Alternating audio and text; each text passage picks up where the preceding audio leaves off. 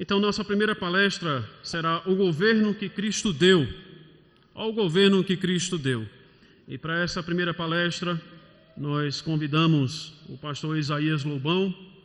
O pastor Isaías Lobão é ministro presbiteriano, ele também é professor de teologia de longas datas na região de Brasília, é também professor de história e está no caminho do seu doutorado sobre a história da igreja, focando um pouco mais na história antiga. E é um prazer, pastor, tê-lo aqui conosco nessa noite, falando sobre esse tema tão importante do governo de igreja. Que Deus abençoe, pastor.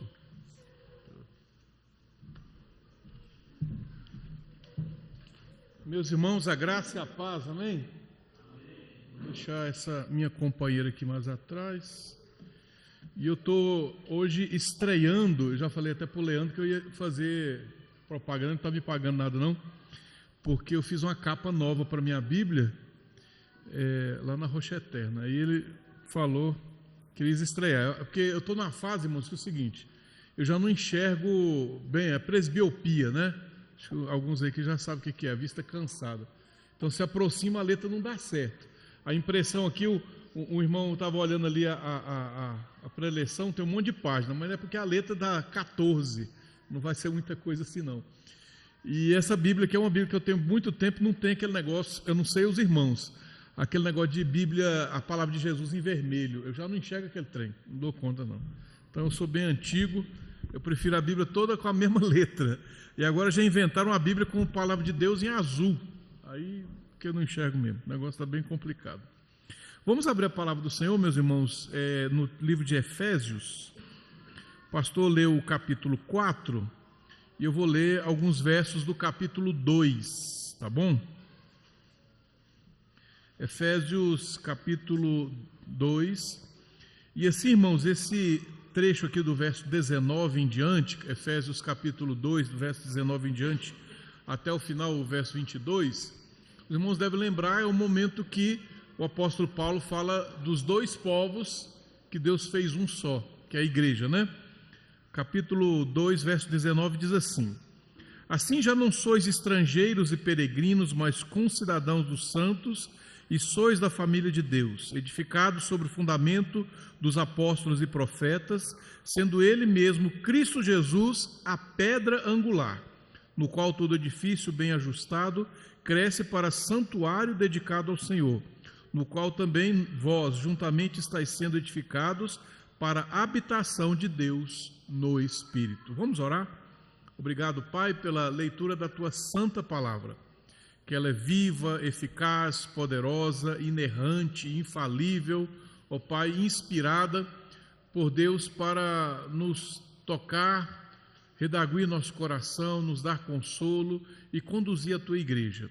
É o que eu te peço, Pai, nessa noite, nos abençoe, em nome de Jesus, amém. Irmãos, quando eu gosto de contar algumas histórias, uma moça chamada Margarete, é um nome fictício, mas é uma história verdadeira, ela mudou da cidade que ela morava, foi para uma outra, que os pais arrumaram um emprego, e a melhor escola daquela cidade era um colégio presbiteriano, mas podia ser um colégio reformado também. Logo eu vou explicar, da igreja reformada também, vou explicar logo isso para os irmãos. E lá ela fez amigos, participou das atividades da escola, viu um coral, e um dos amiguinhos falou: vai assistir um culto na minha igreja. Ela foi lá assistir, os pais dela nem eram crentes assim, nem religiosos, aqueles talvez do IBGE, né? Pessoas que consideram religiosos, mas só contam no IBGE. E aí ela foi assistir o culto lá, participar do culto. Era um culto diferente, ela já tinha ido numa igreja que os primos delas iam, uma igreja neopentecostal, aquelas na parede preta, ela achou estranho. E chegando lá, o culto foi bem simples, uma breve oração, leitura da Bíblia, né? Canções que refletiam o que foi sido lido, né? E ela notou que as canções eram bem diferentes da igreja lá dos primos, né? O worship, o negócio todo. E um momento se destacou, na hora que o pastor estava dirigindo o culto, convidou todos a orar pedindo perdão pelos pecados.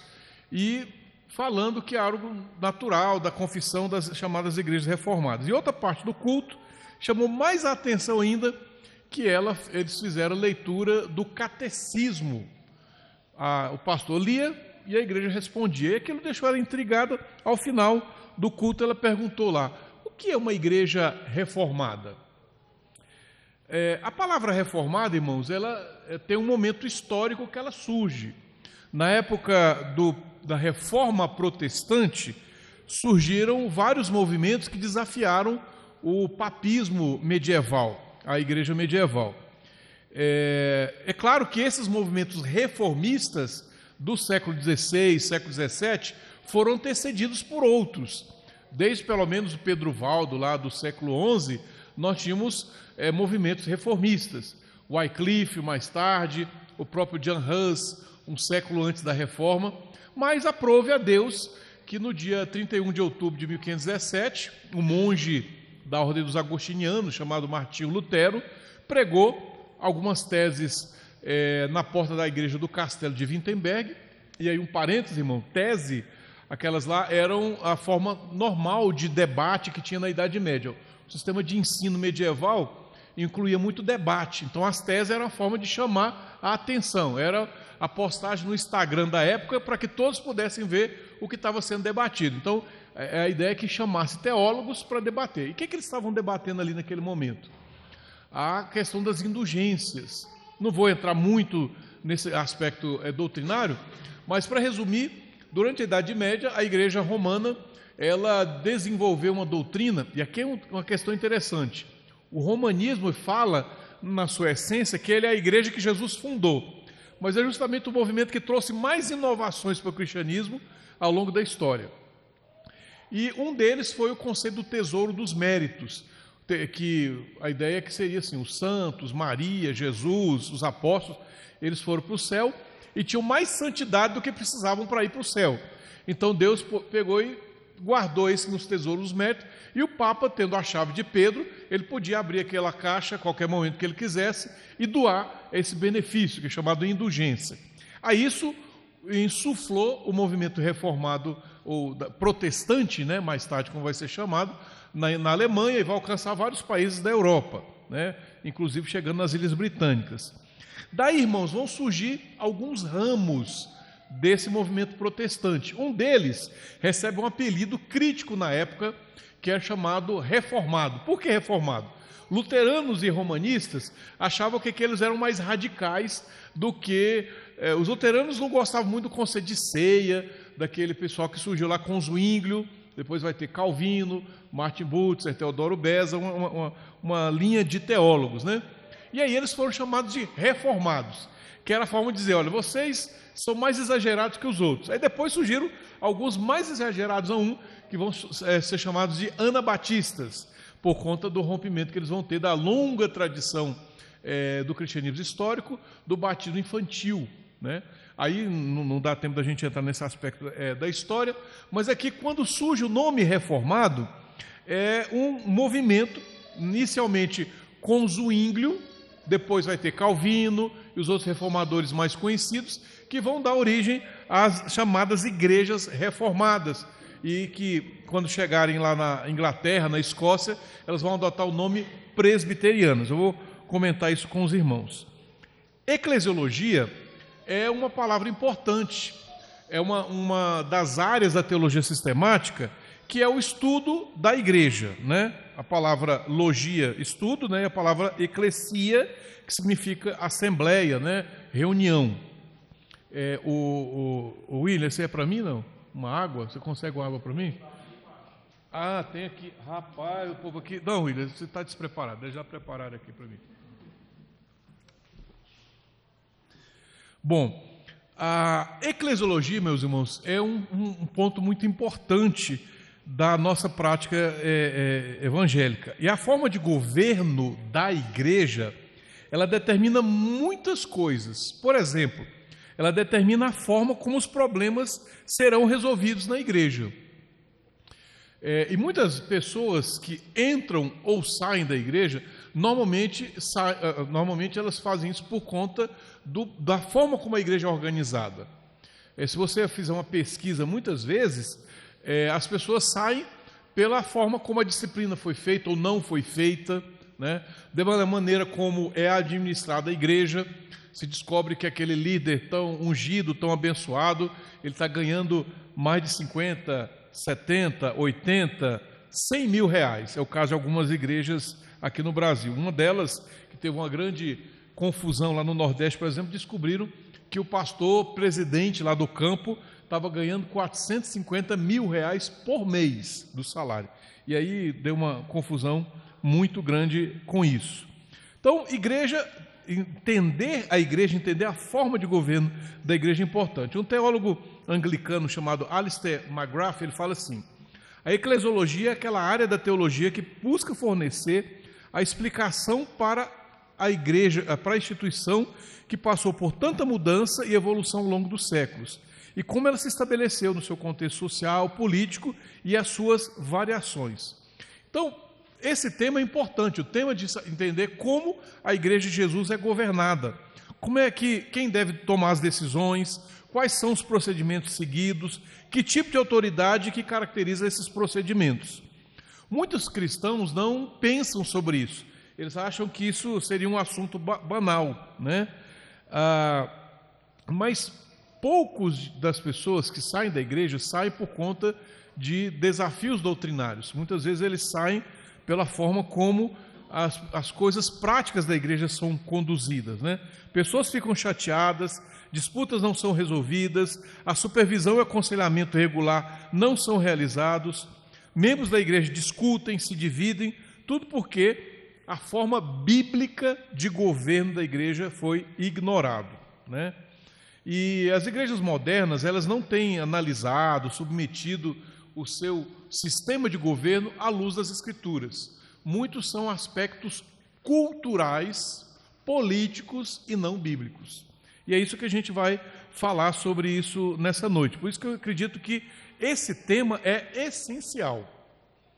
É um dos temas mais importantes que a gente tem que discutir nessa identidade da igreja, início do século XXI, nesses primeiros 25 anos desse século XXI. Eu sou mais velho aqui, então eu tenho o privilégio de ter vivido já 2 séculos, né? O finalzinho do século XX e esse início do século XXI aqui, né? Eu não sei nem qual geração que eu me incluo aí, mas uma delas mais antiga eu estou. A Bíblia, meus irmãos, ela tem respostas para essas questões que estão no coração das pessoas. E aí nós vamos apresentar essa resposta bíblica, mas para isso eu vou fazer um adendo aqui, como professor e professor de história. Vou mostrar como ao longo da história isso foi entendido num determinado momento, e em seguida eu vou fazer a aplicação bíblica para isso, né? E esses modelos, assim, que eu vou comentar com os irmãos, eles vão ter, claro, suas variações, mas daqui a ali você já vai identificar, até porque muitos de nós, de alguma maneira, vieram de igrejas assim, que tem essas formas de governo, né? Pegando até um pouquinho da sociologia lá, Max Weber e tal, conceito de tipos puros. Ao longo da história da igreja surgiram 3 modelos característicos. O que a gente vai chamar de modelo hierárquico, que tem um nome de episcopal, o governo mais horizontal, mais assim democrático, que a gente chama teoricamente de congregacional, e o governo mais representativo, né? Menos líderes, né, que o congregacional, que é o sistema presbiterial ou sistema presbiteriano. Entendendo aqui os irmãos, embora eu seja presbiteriano não é doutrina, presbiteriano é sistema de governo, é simplesmente uma igreja que é governada por anciões, né, ou presbíteros, que é a mesma palavra para o português. Então uma igreja pode ser presbiteriana no governo e não necessariamente presbiteriana ou reformada na sua doutrina, né, calvinista e tudo mais. Eu conheço igrejas que têm esse sistema de governo, mas não querem saber nada de calvinismo, arrepio quando fala da doutrina da eleição, da predestinação, as características que nos distinguem, né? Bom, a forma episcopal de governo da igreja, ela foi se desenvolvendo num momento histórico. A igreja antiga, ou como alguns chamam igreja primitiva, ela era uma igreja formada principalmente por presbíteros, diáconos, as funções que foram sendo desenvolvidas a partir da leitura bíblica. Eu vou adiantar já, né, algumas coisas. O sistema de governo que a Bíblia nos apresenta, ele entra daquilo que os teólogos chamam costumeiramente de teologia de tarefa. Assim que a igreja do Novo Testamento, o povo de Deus do Novo Testamento estava se organizando, não havia o nome dos cargos dos ofícios. Isso vai ser organizado à medida que Deus vai revelando aos seus apóstolos como isso deve ser organizado. A gente olha lá em Atos capítulo 6, o momento que é instituído os diáconos. E aí uma questão interessante, né, que essa organização começa com o ofício do diácono e mais tarde, naturalmente, os outros ofícios de presbítero que vão surgindo. O que vai acontecer, irmão? Num determinado momento, devido a perseguições, devido a vários fatores, alguns presbíteros, ou seja, líderes da igreja, começam a ter uma proeminência maior. E aí entra um elemento cultural. Quando a igreja chega em sociedades mais autoritárias, culturalmente acostumadas com líderes mais autoritários, esse elemento adentra a igreja e se transforma num sistema, numa forma de governo. Então, na igreja antiga, até o século X, mais ou menos, a gente vai ter grandes cidades, né, que vão ser governadas por bispos, né, ou episcopos, a palavra original, que é simplesmente o superintendente. Já adiantando, irmãos, no Novo Testamento a gente vai ver que esses títulos todos, eles representam apenas um ofício. Pastor, presbítero, o episcopo, o superintendente, né? Todos eles representam um ofício só. Mas por um aspecto cultural, as pessoas foram criando como fosse uma hierarquia, né? Isso aconteceu lá na igreja antiga, no período do Império Romano, na igreja oriental, quando eles chegam entre os gregos, entre os sírios, e aconteceu a partir do movimento pentecostal, entre a Assembleia de Deus, a igreja quadrangular, onde a figura do pastor mais antigo, proeminente, ele vai assumir uma hierarquia grande. Embora muitas das denominações pentecostais não usem o termo bispo, algumas já estão usando, né? Bispo primaz, esses negócios todos. As Assembleias de Deus, por exemplo, tinham a figura do pastor presidente, que era um pastor que era superior a outros pastores. É o sistema episcopal, né? E no caso do Brasil, a gente tem uma questão muito mais complicada. Lá no século X, quando a igreja romana vai se desenvolvendo, alcançando as culturas europeias e tal, tendo um poder muito grande, o Papa Hildebrando viu que aquele negócio não estava dando certo e eliminou a questão do casamento entre os padres, instituiu o celibato clerical. Então, o governo romanista medieval não vai ser hereditário. Agora, no Brasil, o nosso episcopalismo pentecostal, ele é uma monarquia hereditária. Daí você pode ver que muitos ministérios, o pastor presidente passa por um filho, por um sobrinho, né? Um elemento muito mais antibíblico mesmo, que até o próprio romanismo. Os aspectos a gente tem aí, tá?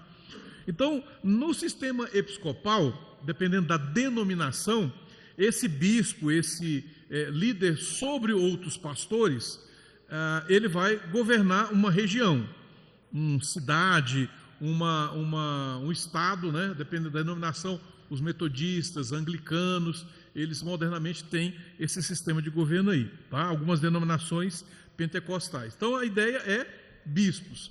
Na igreja antiga, cidades proeminentes, por conta da sua importância histórica, econômica, política, vão se destacar. 5 sedes são importantes, né?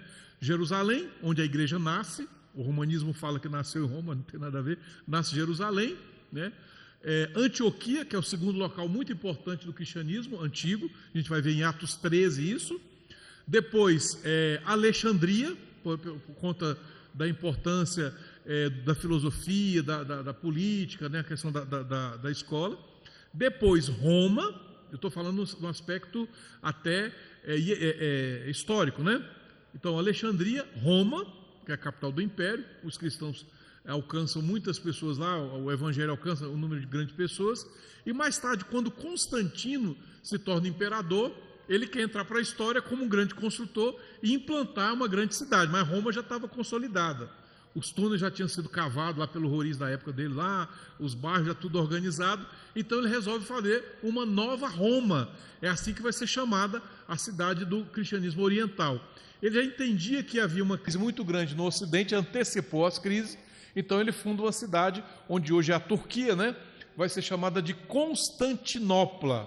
Primeiramente é Nova Roma, depois vai ser Constantinopla, ela vai passar por várias conquistas, né? Vai virar depois Bizâncio durante o Império Bizantino, e hoje é a capital lá da Turquia, né? Tem a presença muçulmana e tudo mais. Bom, essas 5 cidades vão disputar tudo isso no mundo antigo, e o líder, o bispo dessas cidades, começa a dizer que tem uma importância maior do que as outras. As 5, elas têm a mesma posição, e aí o líder dessa cidade vai lá, não, eu não quero ser só bispo, eu quero ser o patriarca.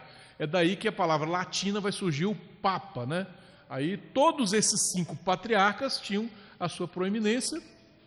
Notem aqui, meus irmãos, que não é uma reflexão bíblica, mas é uma reflexão cultural. É uma aplicação à cultura dentro da igreja, não tem uma reflexão bíblica. E aí, o que é que consolida? O governo episcopal, então, vai ser uma forma onde a congregação não determina os seus rumos, os pastores são escolhidos pelas autoridades superiores, então às vezes vai ter o arcebispo ou o patriarca. Nas igrejas pentecostais eles são mais criativos, vão chamar de apóstolo, pai-póstolo, né? Ungido do céu, sei lá qual o termo que eles vão usar, e governantes sobre outros pastores, que vão ser chamados às vezes de bispo, né? Ou pastor presidente, pastor de campo, o pastor local, né? Depois eu pego isso aí, o pastor local, e depois você vai ter as outras hierarquias. Nota que isso aí vai criando cada vez mais títulos. E na visão, os irmãos aqui que já passaram pelo pentecostalismo da Assembleia de Deus sabem disso. Tem uma hierarquia. Começa como auxiliar, obreiro, vai subindo até o sonho de ser um pastor presidente de algum campo, né? O Robert Raymond, que é um teólogo presbiteriano, ele diz o seguinte: é altamente discutível afirmar que historicamente o episcopalismo trouxe benefícios para a igreja. O episcopalismo deu origem, no período medieval, ao papado e às várias heresias doutrinárias subsequentes, inclusive com abusos sociais e políticos, né? E a alegação dos romanistas de que esse sistema foi o que Jesus estabeleceu e essa autoridade sucede, né, aos bispos, que eles vão falar da sucessão apostólica, é totalmente sem razão nenhuma, não existe isso. Então, essa alegação ela é infundável, não tem como ser verificada, não tem essa ligação ininterrupta lá do primeiro Papa, o Pedro, sei lá, que eles vão criar essa linha toda.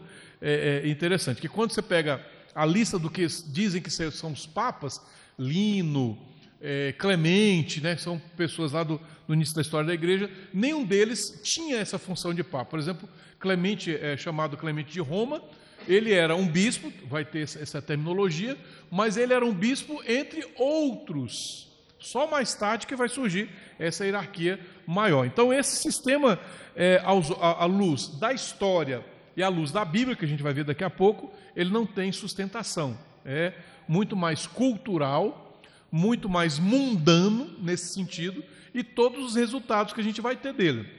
Os abusos, os irmãos aqui já devem ter acompanhado muito caso de pastores bem dedicados, cuidando de uma igreja, aí o bispo, o pastor presidente, a autoridade maior, para colocar alguém ligado a ele politicamente, retira aquele pastor, coloca outro, e normalmente as pessoas não são nem ouvidas, nem atentas para isso. O resultado vão ser muitas divisões, né, confusões entre o povo, abusos, né, de autoridade, gerando um mau testemunho da igreja para o mundo, né? E historicamente, irmãos, também, para o caso da igreja reformada, o episcopalismo ele foi uma das maiores ameaças para a identidade da igreja. Nós lemos no texto de Efésios que Cristo ele é a cabeça da igreja, ele é a autoridade maior. Na Inglaterra anglicana, no século XVI, quando o anglicanismo estava se instalando, vai surgir um movimento muito conhecido, que é os chamados puritanos. Esse termo também era um termo pejorativo da época para pessoas que queriam uma igreja pura, Na linguagem do William Perkins, que era um puritano da época, ele queria retirar todo o fermento papista da igreja que existia. Então, ele queria uma igreja pura, sem o fermento papista. Eles foram muito perseguidos e mortos, né?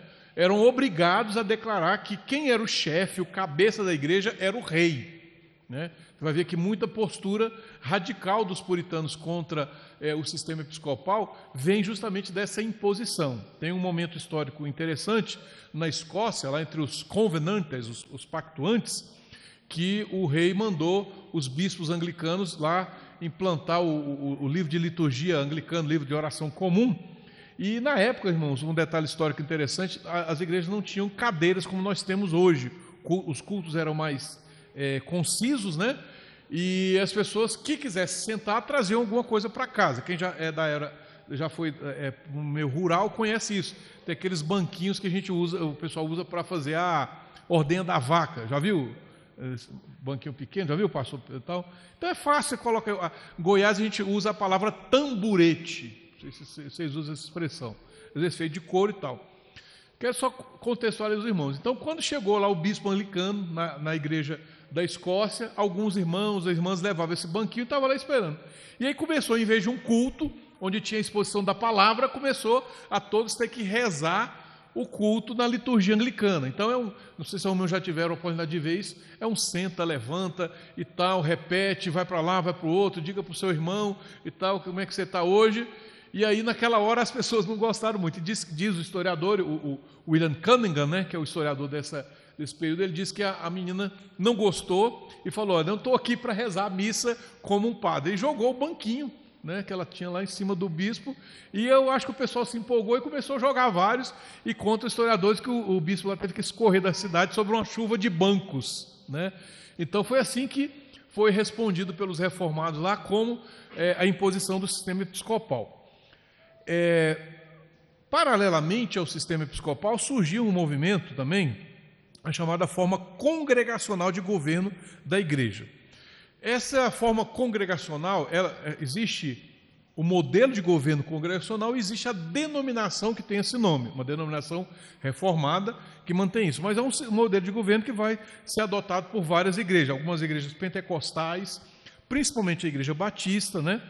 E eles partem de dois pressupostos: a autonomia da igreja local, a igreja local não é submetida a nenhuma autoridade superior, e a autoridade também dos membros, a autonomia dos membros para eles decidirem os rumos da igreja.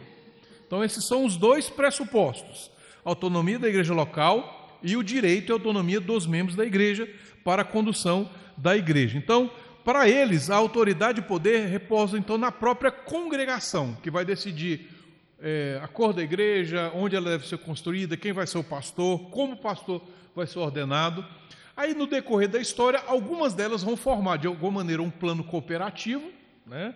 Igrejas batistas geralmente fazem isso, mas a congregação é independente. Eu lembro, eu cresci numa igreja batista, né? Meu pai foi pastor batista, do movimento de renovação espiritual, e uma frase que sempre se ouvia nos congressos era bem interessante: a convenção, a denominação, ela é serva da igreja. A igreja local, ela tem autonomia sobre a convenção, eles não têm autoridade nenhuma. Nesse tipo de governo, uma coisa prática que ocorre é que o pastor da igreja local, ele vai ser considerado o único presbítero daquela igreja. Vai haver um grupo de diáconos que vai trabalhar com ele, sob a sua autoridade. A congregação elege o seu pastor e os diáconos, e aí depende da igreja, a autoridade do pastor vai variar, né? Normalmente como ele vai escolher, né? Esse congregacionalismo, a gente vai encontrar um ou outro elemento na Idade Média, entre os valdenses, entre os bugomilos, cátaros, que são movimentos medievais, mas ele se consolida no século XVI com o congregacionalismo, resultado dos puritanos. O nome técnico disso seria o seguinte: os puritanos seriam puritanos separatistas, né? Que eles entendiam que a igreja anglicana não tinha mais solução de reforma, então eles se separaram e foram organizando a sua igreja. É claro, eles tentando buscar uma base bíblica para isso, né? Especialmente a gente vai ver daqui a pouco como funciona isso. O modelo congregacional, ele vai variar. entre um mais organizado, onde vai ter uma espécie de diretoria, uma junta administrativa, até aqueles mais radicais que acreditam que a igreja não deve ter nenhum governo e deve ser governada diretamente do Espírito Santo, né? Especialmente as igrejas pentecostais que adotam esse governo, elas fazem isso. Então, a expansão da igreja, envio de missionários, organização, se dá por alguma liderança do Espírito Santo. Então, alguém revela no culto: nós vamos construir uma igreja em Aquirás, no Ceará. Conhece alguém em Aquirás? Não, mas o Espírito Santo falou que é para construir uma igreja lá. Então vamos construir. Vamos construir uma igreja no exterior. Deu orientação. Quem vai ser o missionário? Então, roda aqui, tal. William. Pronto, o William vai ser escolhido, vai ser o missionário de lá. E se ele não obedecer, está indo contra a palavra do Espírito Santo. Então, é assim que funciona. E existe algumas que trabalham com um sistema mais democrático, assim, né? A forma de governo. É uma forma de governo bem estranha, porque se começa com o nome demo, já não funciona muito na minha cabeça, né? Qualquer coisa que começa com o nome demo já não é muito bom. A gente pode encontrar, irmãos, com certeza, alguns traços desse governo congregacional na igreja, no Novo Testamento, na organização, mas eu entendo que a melhor forma de governo, expressão bíblica, não é esse. Embora esse sistema tenha um nome presbiteriano, mas ele não é só adotado pela igreja presbiteriana. O que significa esse sistema presbiteriano, que eu acho que é o melhor, o terceiro que eu estou expondo aqui, que vai ser o melhor? É um sistema onde existe um colegiado de pastores, onde a autoridade não está sobre um só, na hierarquia episcopal, nem a autoridade está diluída entre a congregação, onde você vai ter pessoas que não têm preparo teológico, não têm formação teológica, não entendem das demandas, e são pessoas que não têm, às vezes, compromisso, pode sair da igreja por alguma coisa ou outra, e dá uma confusão. Então, você tem pessoas que têm autoridade vista pela igreja, reconhecida pela igreja, eles têm um período para administrar, também não pode ser uma questão ad eterno, tá? E eles têm quem pode vigiar um ou outro, né? A questão de pesos e contrapesos, que eu entendo, embora eu esteja aplicando aqui um aspecto cultural, mas biblicamente é o peso maior, né? E como funciona esse sistema de governo colegiado, feito por presbíteros, né? Como é que a Bíblia nos apresenta? Primeiro, o cabeça da igreja é Cristo. Ele vai governar a igreja através dos seus representantes, num sistema que a gente pode chamar claramente apostólico, porque é fundamentado nos apóstolos, e Cristo fez isso. Ele plantou a sua igreja na terra através dos seus representantes, que são os apóstolos. Então, o governo apostólico é um governo que reflete isso. Cristo é o cabeça e tem representantes. Esse é o padrão claramente descrito nas Escrituras Sagradas.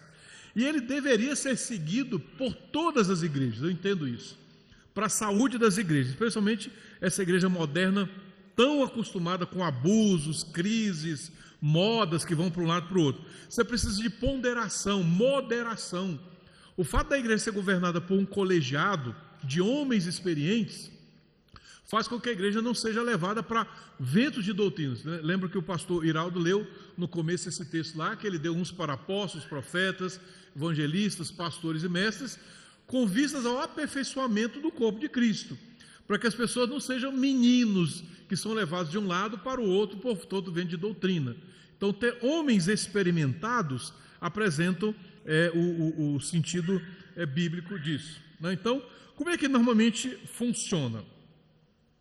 Cada igreja local, ela tem a sua autonomia para eleger presbíteros para um conselho, é assim que se chama na igreja presbiteriana, ou um consistório, né? Eu falo isso na igreja reformada. Se minha pesquisa estiver errada, vocês me corrigem aí. E a congregação, então, vai ser conduzida por esses representantes, né? E normalmente o processo de seleção se dá pelo reconhecimento dos dons. A igreja vai reconhecer o dom que Deus deu a esse homem, né? Seja para ele ser um presbítero na administração local ou um pastor que vai envolver ele junto ao ministério da palavra e dos sacramentos, né? normalmente há a participação da congregação, mas no sistema representativo que ele vai fazer. O pastor da igreja, ele é o primo entre pares, né, uma expressão que se fala. Ele é um presbítero do conselho com autoridade junto com outros presbíteros, né? E esse conselho tem autoridade para dirigir a igreja local. Os presbíteros, por sua vez, vão participar de um conselho maior, né? Na igreja presbiteriana chamada de presbitério. E dentro da autoridade de outras igrejas reformadas vai ter um nome diferente para isso. Mas a ideia é que as igrejas também são governadas por conselho, por presbíteros, né? Seja representativo. Dependendo da forma como a igreja adotar esse sistema, e aí entra um aspecto cultural. Eu acredito que posso ser bem claro e específico nessa palestra aí, está gravando, mas não tem problema. Há muitos elementos culturais que entram no sistema de governo que precisam ser analisados à luz da Escritura. Por exemplo, algumas denominações presbiterianas ao redor do mundo se tornam muito mais episcopais na prática, com presidentes da denominação sendo reeleitos mais de uma vez, ficando 20 anos. Vocês estão entendendo o que eu estou falando, né?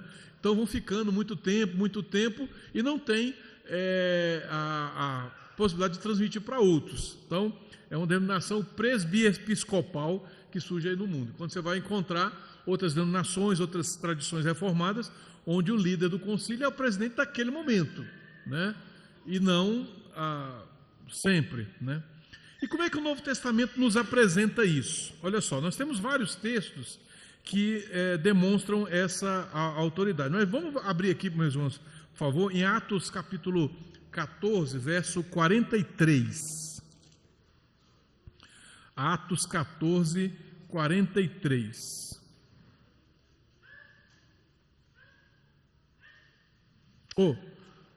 23, desculpa. Por isso que eu já estou ficando meio, tá vendo? 23, não tem 43? Diz assim a palavra do Senhor, Atos 14, 23. E promovendo-lhes em cada igreja a eleição de presbíteros, depois de orar com jejuns, e os encomendarem ao Senhor em quem haviam crido. Então a gente já começa a ver o seguinte: isso aqui é a primeira viagem missionária de Paulo, né? Ele estava retornando da cidade de Listra, Icônio, né, de Antioquia. Então era a forma normal que o apóstolo Paulo fazia. Ele ia lá, evangelizava uma região, no primeiro momento entre os judeus, na sinagoga dos judeus, mas depois ele entende que o chamado dele é para os gentios, então vai pregar nas praças, nas casas, né, para os gentios, anunciando a Cristo. Um detalhe interessante, nesse período da igreja do Novo Testamento, eles utilizavam as escrituras hebraicas, o Antigo Testamento, né? O Novo Testamento ainda estava sendo produzido, não tinham todas as cartas, e era assim que eles pregavam a Cristo. Cada igreja que o apóstolo Paulo fundava, então, ele estabelecia presbíteros. O termo aqui é importante porque é um governo colegiado. Aos batistas que buscam ser muito bíblicos, nessa hora eles fazem uma leitura seletiva, não conseguem ver o aspecto plural. Então, entende que Deus estabeleceu um presbítero para a igreja, um pastor, né, para a igreja. Eles, claro, vem de maneira correta que presbítero, pastor, bispo são nomes do mesmo cargo, mas nesse caso eles não conseguem ver a pluralidade de presbíteros. Essa é a primeira característica do governo bíblico da igreja. Ela é feita por um colegiado, tá? Em Atos capítulo 20, verso 17, o que diz a palavra do Senhor aí? Atos capítulo 20, verso 17, diz assim a Bíblia: de Mileto mandou a Éfeso chamar os presbíteros da igreja, né? Aí ele vai, a partir desse momento, fazer um discurso grande, né, apresentando a sua autoridade, né? Em Atos 15, não vamos ler essa passagem, os presbíteros da igreja de Antioquia foram a Jerusalém, numa reunião para determinar, discutir o que era necessário quando, caso, o gentio que se convertesse, o que ele ia fazer na igreja. Alguns entendiam que o gentio aceitou a Cristo, mas deveria guardar a tradição judaica, ser circuncidado, manter a dieta do Antigo Testamento e tudo mais. Então foi a primeira reunião do presbitério. Presbíteros de vários lugares, né, foram para uma determinada região, no caso Jerusalém, e nesse concílio, né, fizeram então a sua deliberação que vai ser aplicada na vida da igreja, né? É assim que acontece. Esse então mostra, meus irmãos, que o sistema de governo é dessa forma, de uma pluralidade de presbíteros que se reúne para determinar o governo da igreja. Em 1 Timóteo capítulo 5, verso 17, nós lemos o seguinte. 1 Timóteo capítulo 5, verso 17. Devem ser considerados merecedores de dobrados honorários os presbíteros que presidem bem, com especialidade os que se afadigam na palavra e no ensino. Na época da Reforma, quando as igrejas saíram do romanismo sob a tutela do Papa, havia uma dúvida muito grande de como deveria ser organizada a igreja. Parte desses princípios que eu estou apresentando para os irmãos, os princípios de exegese, vem dessa tradição. Calvino, por exemplo, ele é que vai, de alguma maneira, aplicar esses princípios na organização da igreja. Daí que muitos vão da Europa, de vários lugares da Europa, para Genebra, para chegando lá aprender esses princípios. O que vai acontecer é que os reformados do continente, Bélgica, Países Baixos, Alemanha, eles vão ter a aplicação disso de alguma maneira, princípios que eles aprendem dessa visão de Calvino. E lá eles vão ter a alcunha de igreja reformada. Quando esses princípios de administração de igreja chegam na ilha, lá na Grã-Bretanha, aí lá esse pessoal vai ser chamado de presbiteriano, mas basicamente é a mesma coisa. Por isso que até eu mudei a palestra, viu, pastor? Eu dei um nome de, deixa eu ver aqui, cadê? Onde está no começo? Fundamentos da forma de governo reformado / presbiteriano. Então, é tudo irmão, está tudo junto. E uma das questões que vai ser debatida ao longo da história é quais são as funções desses presbíteros, que entendimento consolidado que o governo de oficiais é presbítero e diácono. Mas o que cada presbítero vai fazer? Calvino e outros reformadores vão entender que vão ter dois tipos de presbíteros. Um presbítero que preside bem, a palavra no original aqui dá a ideia daquele que administra, por conta da expressão em latim, que era o que se usava muito na época, esse presbítero vai ser um presbítero regio, um presbítero que rege, ou um presbítero que administra. Na tradição presbiteriana, ele é chamado de presbítero regente. O outro presbítero, conforme diz o texto aqui, ele se afadiga no ensino, na palavra no ensino, né?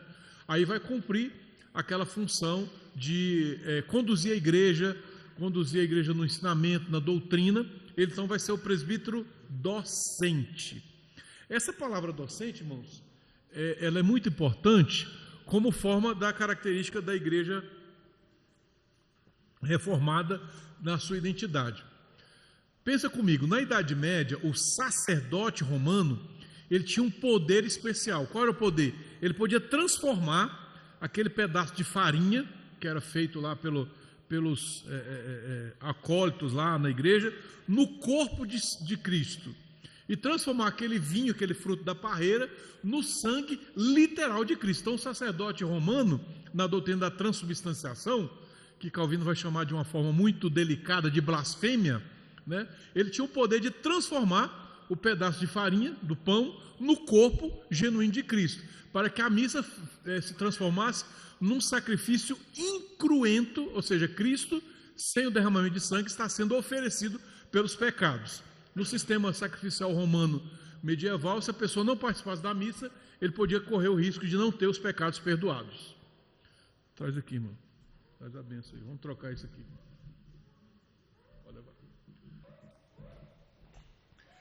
Quando os reformados, Calvino, especialmente Martin Butzer, com quem Calvino vai aprender isso, eles vão entender que a função do presbítero na igreja não é uma função sacerdotal, mas é uma função de ensino. Por isso que na tradição reformada ele é chamado de presbítero docente, que ele não tem uma função sacramental, sacerdotal, de mediar Deus e a congregação, mas ele tem principalmente uma função de doutrinar, de ensinar, de conduzir através da reta doutrina. Daí muda completamente o sentido. Então o pastor não é um sacerdote.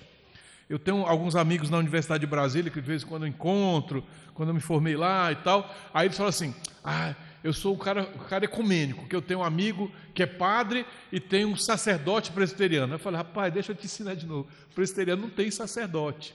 Presbiteriano tem pastor, mestre, professor.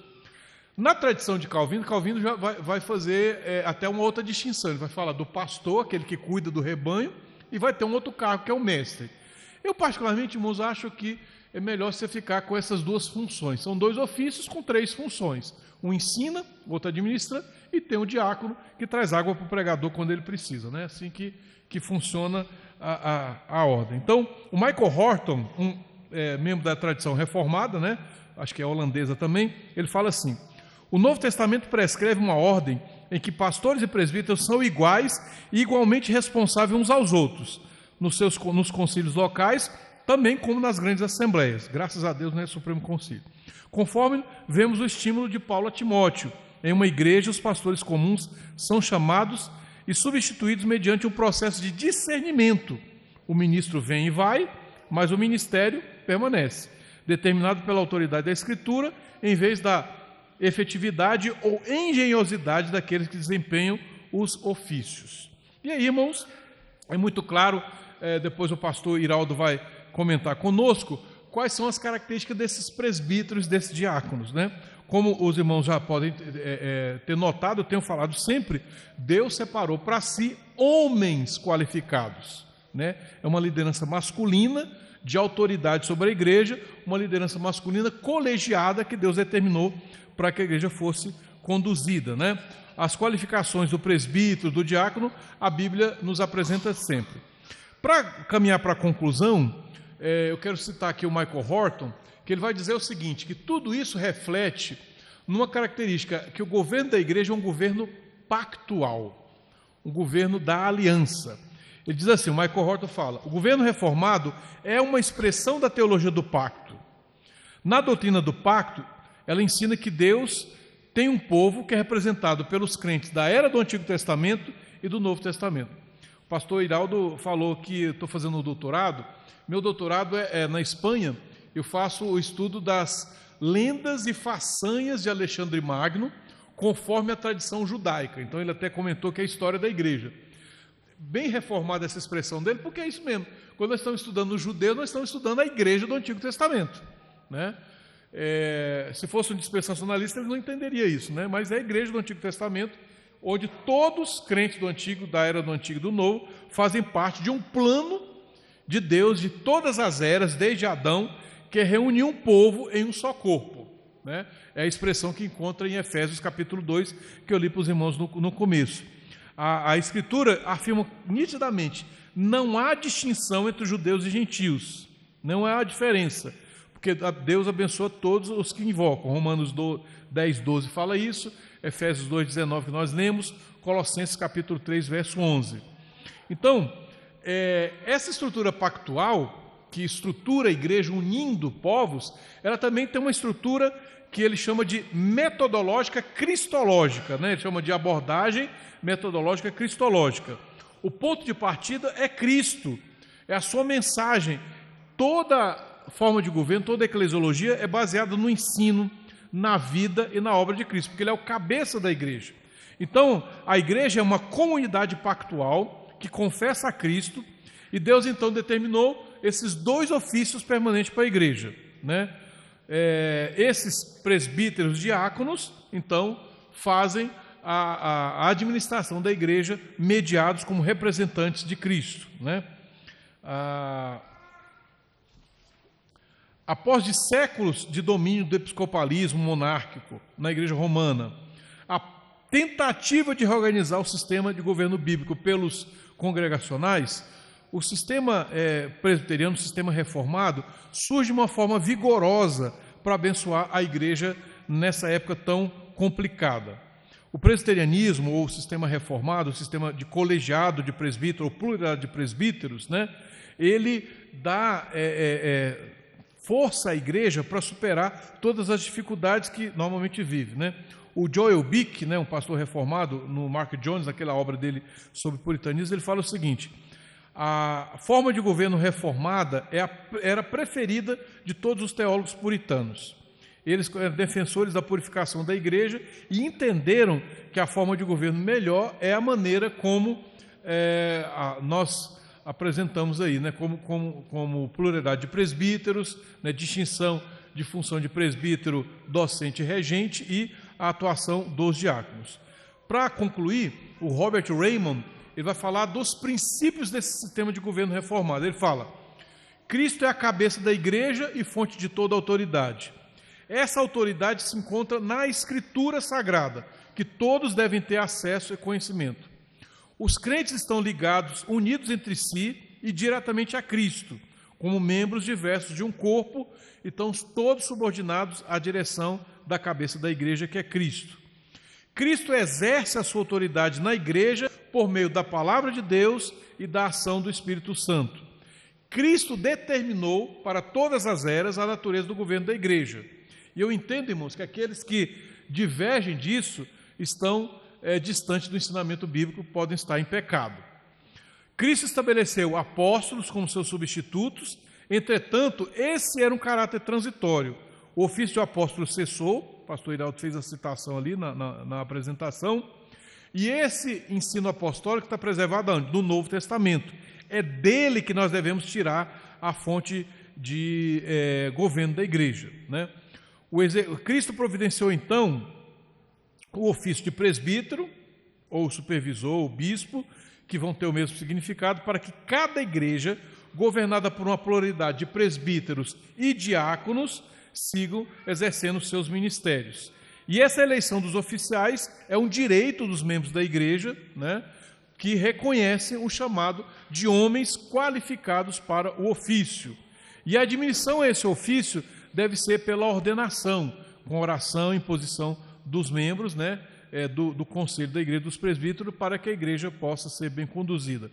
Em caso de dificuldades, a igreja local consulta os representantes de Cristo, que com disciplina, com a autoridade da palavra de Deus, administram tudo aí. Para concluir, eu entendo que esse sistema reformado presbiteriano é a herança de todo o ensino da Escritura Sagrada.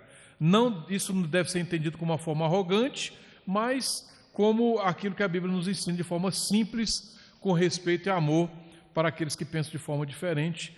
A palavra de Deus nos deixa esse testemunho. Amém, meus irmãos? Vamos orar? Eu passo para o pastor? Vamos orar então, pedir que o Senhor nos abençoe e nos guarde. Pai, após esses momentos refletindo a palavra do Senhor, que o Senhor fez através da história, queremos pedir, Senhor Deus, perdão pelos nossos pecados, por divergir daquilo que a Bíblia nos orienta, ó Deus, por ver homens abusando da autoridade, ordenando pessoas que não são qualificadas para o ofício. Tem misericórdia da tua igreja, Pai, que tenta apresentar novidades naquilo que o Senhor deixou de maneira tão clara na Escritura. Nos orienta, Pai, como igreja nesse início do século XXI, a sermos fiéis à palavra de Deus. É o que eu peço em nome de Jesus. Amém.